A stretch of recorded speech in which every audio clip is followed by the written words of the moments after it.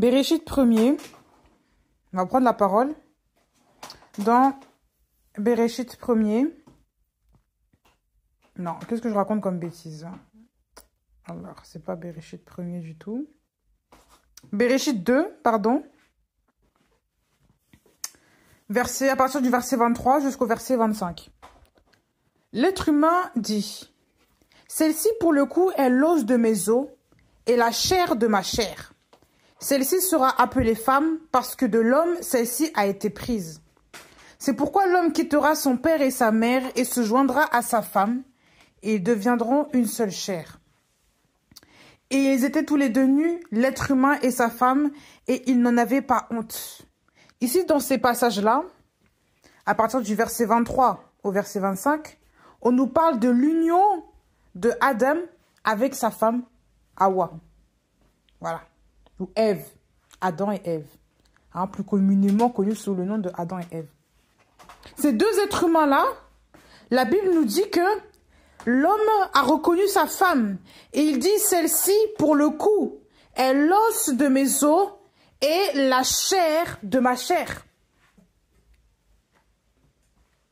L'être humain, à l'origine, n'a pas été créé enfant. L'être humain, à l'origine, n'a pas été créé bébé. Il a été créé homme. Donc, mature, capable. Et pourquoi on va savoir? Parce qu'ils ont donné naissance. Donc, qui est-ce qui peut donner naissance?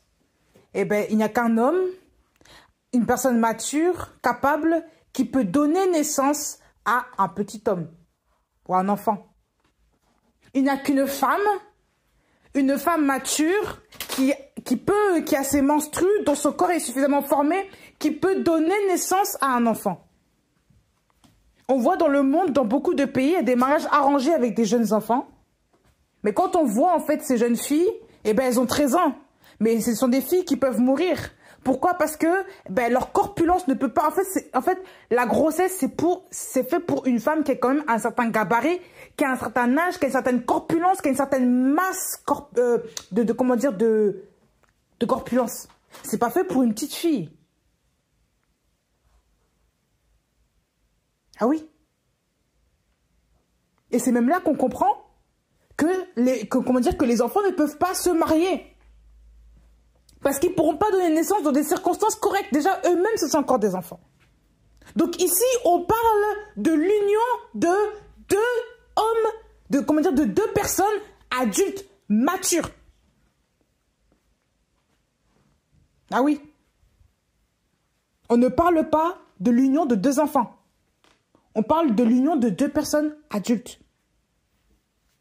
De l'être humain, de l'homme et de la femme. Il y a une certaine maturité ici à comprendre. Et on va le voir au verset 24. C'est pourquoi l'homme quittera son père et sa mère et se joindra à sa femme et ils deviendront une seule chair. On parle de l'homme qui quittera son père et sa mère. Je vais commencer à pointer du doigt. Un homme de 15 ans, peut-il quitter ses parents pour aller vivre avec sa femme, avec sa copine? Non. Pourquoi? Parce que sur le plan physique, eh ben même s'il a la testostérone, même s'il a un peu de barbe, même s'il a ce que les garçons ont maintenant pour pouvoir enfanter, hein, parce que naturellement, en fait, les garçons, eh ben, à un certain âge, ils commencent à produire ce que les garçons ont pour pouvoir avoir des enfants. Leur corps change, tout ça. Donc la puberté fait en sorte qu'ils puissent devenir des hommes. Ça, c'est vraiment un âge transitoire. L'adolescence est un âge transitoire. Il faut comprendre ça dès maintenant. L'adolescence n'est pas un âge figé où maintenant je suis parent, je suis père. Non, c'est transitoire. Et les hormones, elles ne sont pas suffisamment fixes pour pouvoir... voilà. Donc, c'est la transition. Ça, c'est la transition. L'homme... On parle de l'homme adulte. On ne parle pas d'un gamin. Donc les parents qui laissent, vous qui laissez vos adolescents aller avec leurs copines, alors que coucher ensemble, alors qu'ils ne sont pas aptes à être des parents, ce n'est pas normal, c'est anti-biblique. Il faut déjà le dire.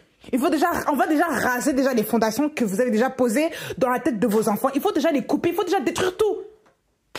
Il faut tout déraciner, il faut tout saccager, il faut casser ça. Ce n'est pas normal. Ce n'est pas, c'est anti-biblique.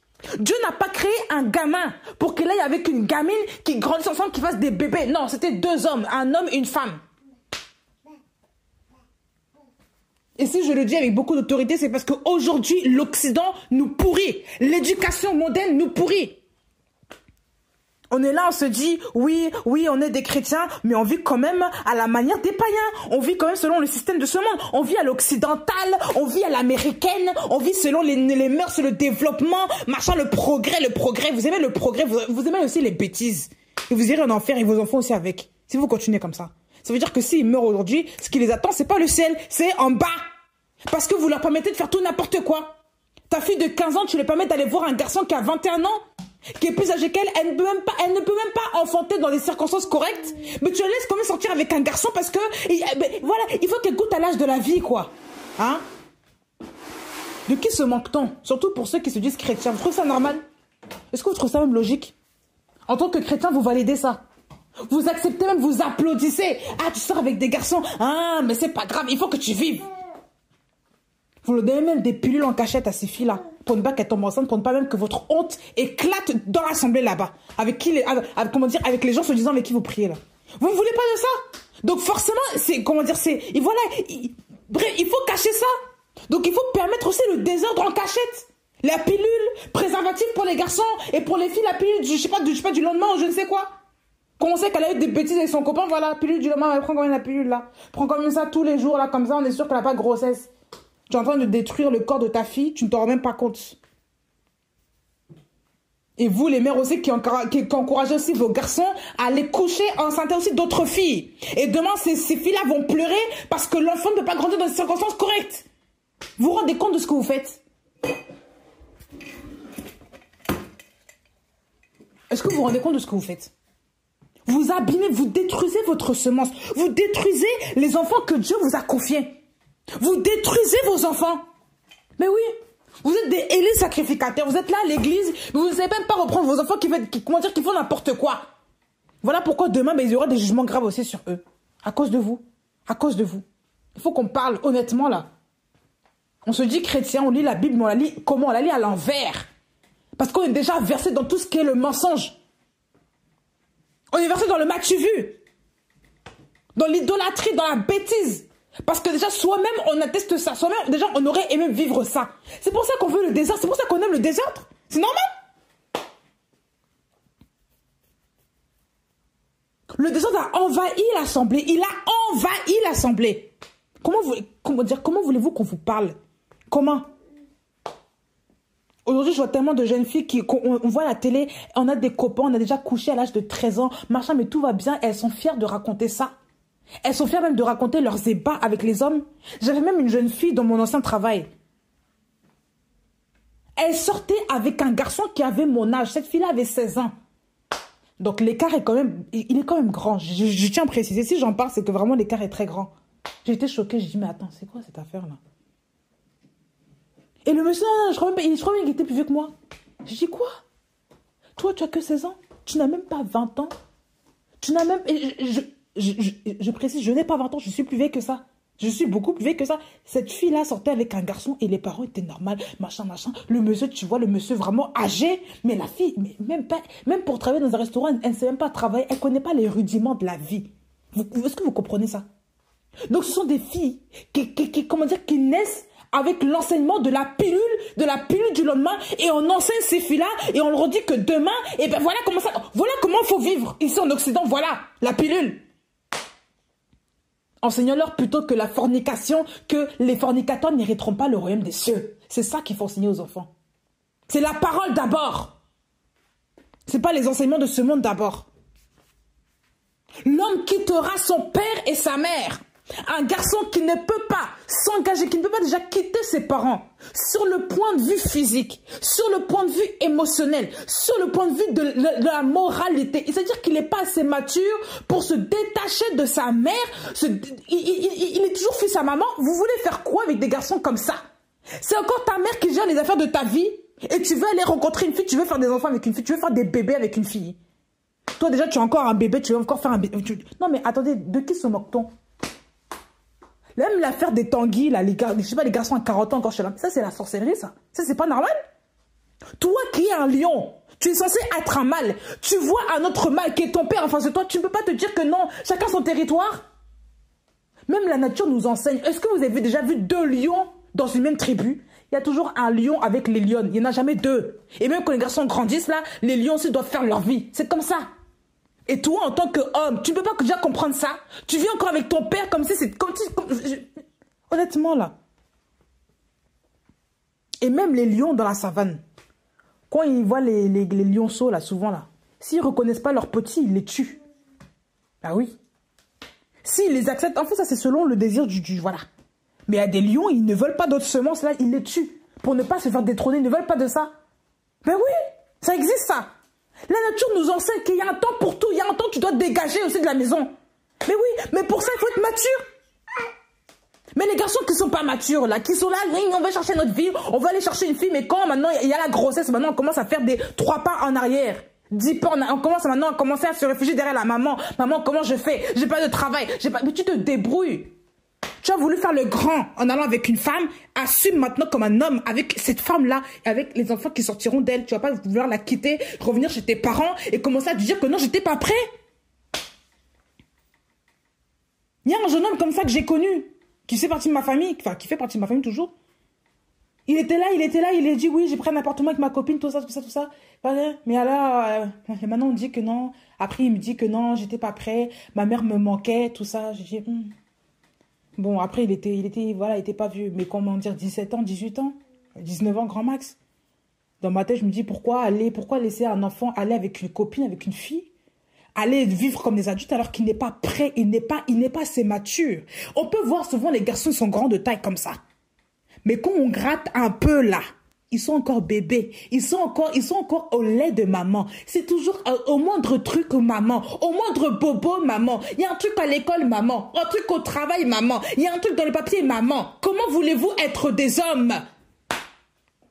Et si un garçon n'est pas suffisamment entraîné par la vie et par son père pour devenir un homme, qu'il ne se marie pas, qu'il ne va pas non plus vers la femme.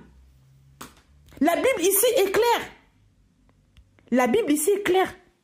C'est pourquoi l'homme quittera son père et sa mère. Il quittera les deux, pas un seul, les deux. Il se joindra à sa femme. C'est l'homme qui quitte, c'est pas la femme qui quitte. La femme, elle dépend encore de son père jusqu'à ce que l'homme vienne la prendre. Mais c'est pas l'homme qui va commencer à se faire dorloter par la femme là-bas. Qu'est-ce que ça veut dire tout ça là? C'est quoi ce désordre encore là? Il y a des femmes qui travaillent plus que les hommes et ça on s'en fout. Il y a des femmes qui font plus les choses que les hommes. Les hommes sont à la maison en train de roupir sur leur canapé, tout le monde s'en fout. Elles carburent plus que les hommes. Vous trouvez ça non? Comment pouvez-vous accepter que votre fille taffe plus que, se disant son futur conjoint, que le futur conjoint même ne fout même pas, même le coup de bain de la maison il ne le fait pas. Ils s'en foutent. On appelle ça des hommes. On appelle ça un homme responsable. La femme est enceinte, elle fait tout à la maison. C'est quoi cette génération d'irresponsables? C'est quoi cette génération de, comment dire, de bébés là? De gamins? Ils ont là la grosse barbe, comment dire, les muscles, tout. Je sais pas quoi ils font, les gros dos comme ça, la démarche, tout. Mais quand à la maison, il n'y a rien. Dans les faits, là, il n'y a rien. Et quand on gratte un peu, ce sont des gens qui aiment beaucoup parler. Ils ne font que parler du matin au soir. Mais dans les faits, il n'y a rien. Et vous confiez ces hommes-là à votre fille, vous donnez en mariage vos filles à ces garçons-là, ces gamins-là, ces bébés, ces irresponsables. L'autre fois, j'en parlais avec mon mari, je me disais, moi, avec mon fils, je vais être sévère. Parce que ce que j'ai vu dans ma famille, je n'ai pas aimé. Il y a beaucoup de désordre. En disant la culture, oui, mais chez nous, chez les Africains, c'est comme ça. Mais on s'en fout. D'abord, le royaume de Dieu, d'abord. C'est pas les Africains qui priment, c'est pas les Africains qui ont remplacé Dieu. C'est quoi ça? Afrique ou pas, on s'en fiche. Ah oui, il n'y a pas de culture ici. Là, le royaume d'abord, la parole d'abord. Ça, c'est la culture de tous les chrétiens. Le royaume de Dieu, c'est la véritable culture. C'est ça, la bonne. C'est pas vos, je sais pas, vos trucs je sais pas, moi je viens de, je sais pas, moi je viens d'Égypte, moi je viens d'Irlande, moi je viens du Maroc, moi je viens, je sais pas, du Botswana. Donc, on va commencer à mettre nos cultures, élever nos enfants selon nos cultures. Mais non, la parole d'abord. Parce que si cet enfant-là se marie avec une fille qui est complètement à l'opposé de la terre, comment vas-tu faire? Voilà comment aussi la culture aussi met des freins au mariage. Il faut laisser les gens aussi libres. C'est la parole qui est la culture par excellence. La parole de Dieu. Parce que l'esprit en toi va produire la culture qu'il faut. Il va produire le comportement qu'il faut, qui sera adéquat à ton partenaire. C'est pas toi qui vas faire ça tout seul. Avec ta culture là, mais non. Ça passe ça. La parole de Dieu ne passe pas, c'est ce que la Bible dit. Tout passera, mais la parole de Dieu ne passera pas.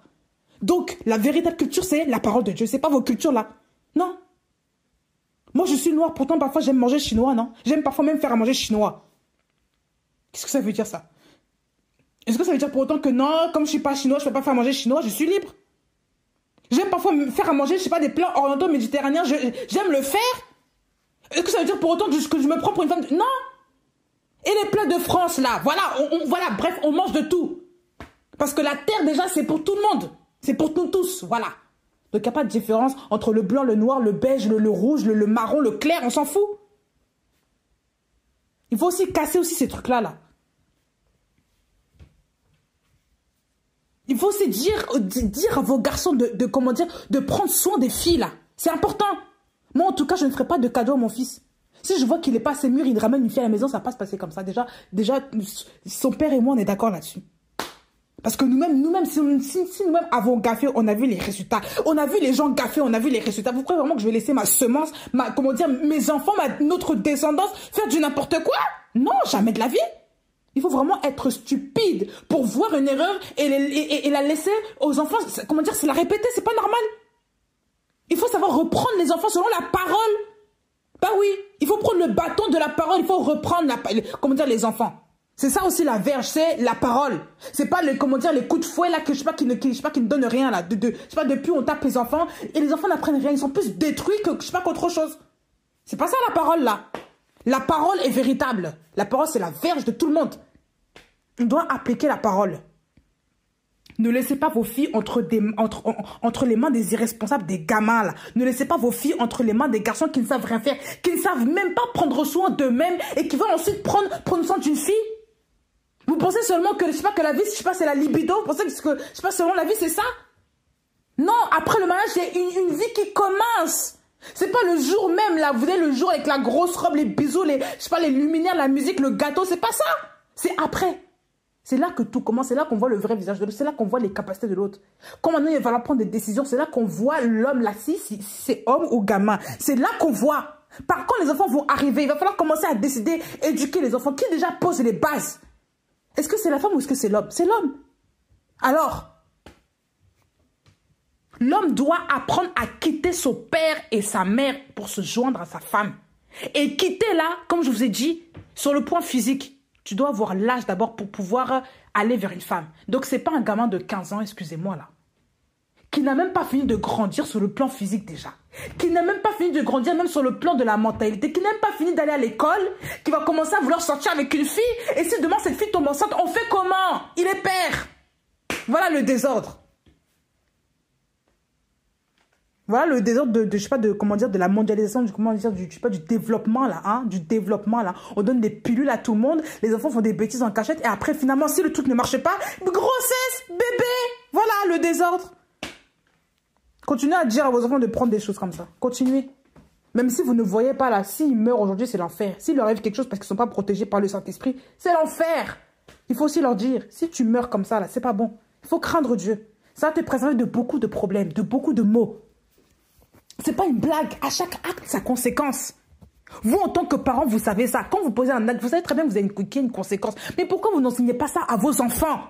Que toutes les bêtises qu'ils font, que ce n'est pas bon. Il y aura toujours une justice qui sera faite. Tôt ou tard, la vérité apparaîtra. Donc il faut arrêter de vouloir cacher les choses aux enfants, de laisser dorloter, de dormir dans le péché. Il faut arrêter de faire ça. Reprenez vos fils et vos filles. Reprenez-les, dites-leur clairement, ce que tu fais là n'est pas bon. Arrête-moi cette relation, tu m'arrêtes ça tout de suite, tu n'es pas prêt, tu finis déjà l'école, tu mets ta vie bien, tu trouves un travail et ensuite on verra pour la fille. C'est pas tout de suite qu'on va commencer à parler des filles. Et puis quoi encore? Bah oui. Il faut prendre aussi, je sais pas, comment dire, les schlacas spirituels là. Hein, comment dire, les claquettes spirituelles. Il faut leur donner aussi des coups de claquettes spirituelles à ces enfants là. À ces garçons là. Toujours on se dandine les filles, mais attendez, quand on voit les faits, là, il n'y a rien. Les parents, où êtes-vous? Où sommes-nous? Où êtes-vous? Où avez-vous laissé vos enfants? Soyez mûrs avant de pouvoir vous engager avec des filles. C'est pas normal de toujours vouloir rester avec des filles comme ça. Vous ne devez même pas finir l'école. Vous ne savez même pas c'est quoi déjà travailler. Vous ne connaissez même pas le monde du travail. La vie ne vous a pas assez martelé pour que vous connaissiez c'est quoi la vie. Vous voulez vous engager avec une fille, pourquoi? Pourquoi? Vous lui faites des promesses et demain vous allez réagir comme des bébés parce que vous avez peur de la vie. Mais elle va vous moquer, elle va se moquer de vous. Et si par malheur elle trouve mieux que vous allez être blessé parce qu'elle va vous quitter. Ben voilà. Là, il faut reprendre aussi je sais pas, les enfants là, il faut les reprendre. C'est important. Avant, là, les garçons ne pouvaient pas se comporter comme ça. À l'époque, là, de nos parents, là, c'était pas comme ça. C'était la vie dure, là. Mais au moins, c'était des vrais gaillards après. On voit les résultats. Aujourd'hui, on voit des garçons qui font du n'importe quoi, qui se baladent, qui font des voyages. C'est tout ce qu'ils font. Ils se mettent sur YouTube, ils font des musiques. Bref, il y a aucun fondement. Et les parents laissent ça passer, on s'en fout, ils sont libres. Ah, c'est le développement. Mais les bases de la vie, les rudiments, là, comporte-toi comme un homme, ça, il n'y en a pas. Il n'y en a pas. Comment voulez-vous ensuite que les couples tiennent? C'est normal parce que déjà dès l'enfance, l'homme est un gamin. Dès l'enfance, en grandissant, ça reste toujours un gamin éternel. Tu vois, un bébé avec une barbe, avec une couche, je sais pas, avec une couche, je sais pas, avec une voix d'homme. Voilà, c'est ça les hommes aujourd'hui. Beaucoup d'hommes. Je ne suis pas mon mari, attention. Hein. Mais il y a beaucoup d'hommes qui sont comme ça. Pourquoi? Parce que déjà, on n'enseigne pas les enfants. On n'enseigne pas les enfants. Il faut enseigner les enfants.